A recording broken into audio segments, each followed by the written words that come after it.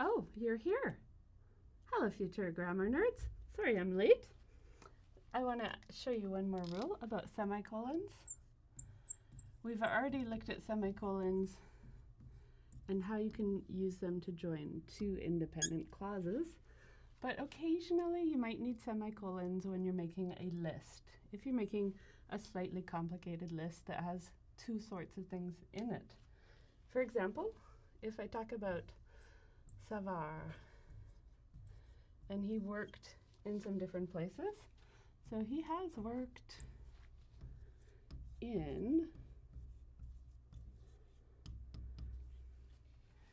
Edmonton would be the city, right?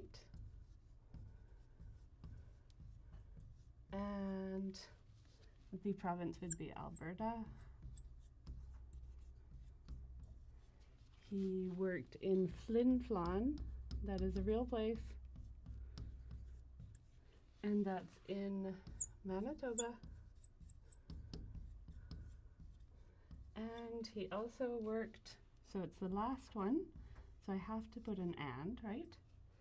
He also worked in Sarnia, and that's in Ontario. So you're not going to use semicolons in a list unless you also use commas. So we put the commas in to separate, and if we find that we kind of need two sorts of commas, then we can use semicolons. So Savar has worked in Edmonton. So let's split with commas the cities from the provinces, okay? Flin Flon, comma, Manitoba, and Sarnia, comma, Ontario.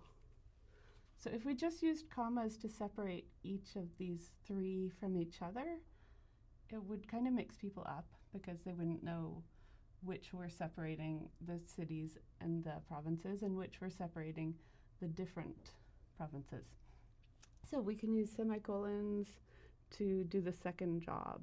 So to separate there, and I guess it's kind of an Oxford semicolon then. You can put this one before the and.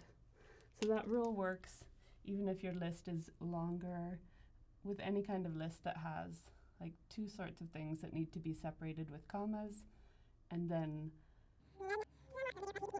like two sorts of things that need to be separated with commas, separated with commas, separated with commas, separated with commas, separated with commas, separated with commas, need to be separated within the list as well. So later, grammar nerds.